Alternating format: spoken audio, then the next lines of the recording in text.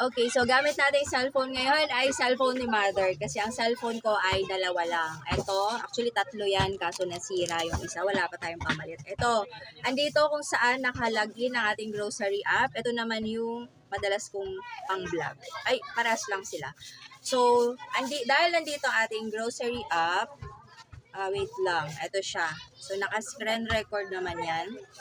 Ang laman ng aking Grow Coins ay 3,568 na lang. So, dahil itong nandito na nakalagin na GCash ay madami-daming laman. Ay, tingnan natin ang laman niya. Ayan, nasa 13,000.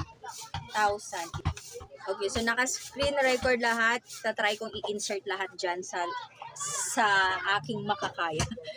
So, ito ay pwede tong i-download guys. Punta lang kayo sa inyong grocery app sa My SariPay QR PH. I-download nyo and pag na-download nyo mapupunta siya sa gallery, pwede nyo nang ipalaminate. So, pinalaminate ko lang to 60 pesos yung bayad dito sa amin. Parang feeling ko mahal. Ginto kasi dito sa amin. Okay, so ang gagawin natin para magkaroon ng laman ng aking grocery app, mag-i-scan muna ako. So, magsasample lang ako ng scan. Alam nyo kasi, minsan, ay maintenance ang mga QR, PH, ganyan. So, para mas sure ko na papasok, ay magsasend muna ako ng piso. Medyo ang hirap nito i-edit ko. Ang dami ko i-insert.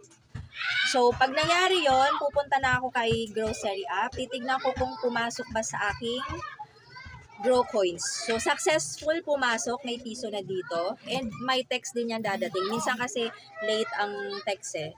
So, magsasend tayo ng 5,000 pesos dahil malakas ang load natin ngayon. Free lang ito ha. Kapag magpa-cash out ang suki nyo sa GCash, pwedeng idiretso nyo na sa grocery app din nyo. Magagamit nyo naman magagamit nyo naman siya sa load. So, mag-send tayo ng 5,500. Ay, 5,000 lang pala. Once na-send na, refresh lang natin ang ating, ayan na, may nag-text pala. Nakatanggap ka ng 5,000 pesos. At nasa transaction na siya. So, today is December 27. And, refresh nyo lang to kasi hindi pa siya pumasok eh. Refresh lang natin. Ayan. Kailangan nyo i-refresh siya kasi yung iba sinasabi hindi naman daw pumasok. I-refresh nyo lang siya guys. So, nandito na naging 8,569 pesos na yung laman ng ating Grow Coins. Ang paborito kong featured kay grocery ay ang QRPH at yung Pay Supplier. Bakit napakaganda ng QRPH? Kasi nga, kapag nag-exceed na yung GCash nyo, minsan sobrang lakas ng GCash sa tindahan, lalo na sa ibang lalakas talaga. Ang gawin nyo lang ay ipa-cash out nyo dito.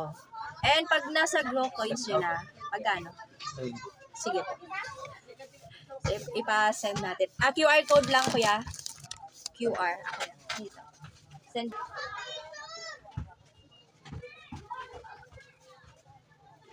Ubus ko tong 1K kuya. Oh.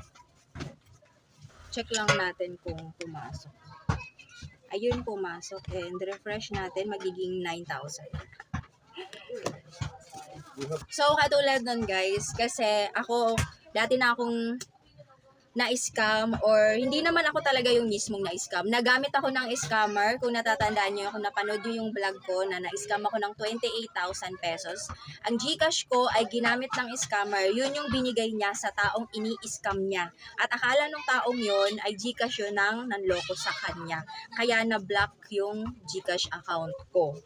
Kasi nga, niloko siya ng scammer. Akala nung tao ay GCash yun ng scammer, pero GCash yun ng tindahan. Kaya ngayon, ayoko nang mag-stock ng malaking pera sa GCash account ko. Pag lumagpas siya ng 10K or kahit maglagpas siya ng 5K, tinatransfer ko na kaagad sa online banking or nilalagay ko kay grocery app.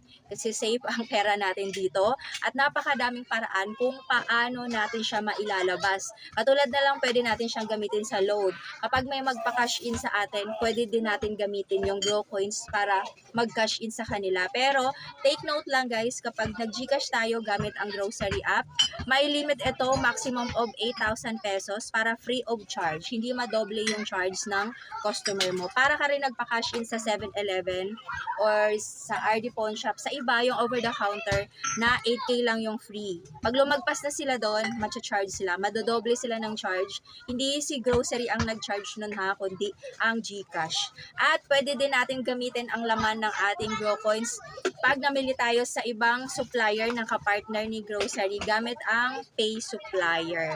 So, pwede ding may pay bills kapag ka nagbayad sila ng tubig, Meralco, credit card, pag-ibig loan, at kung ano-ano pa man. So, napakaraming paraan para malabas natin yung mga perang na-cash out ng suki natin. At the same time, labas-pasok man yung pera, kumikita tayo kasi meron tayong transaction fee. Okay, so kung may tanong ka about sa QRPH, mag-comment ka lang dyan sa baba. At kung wala ka pang grocery app, i-download mo lang gamit ang link na nasa comment section. Kung hindi ko man ma-comment yung link, paki-comment na lang na nasa na yung link si Sim. Okay, thank you!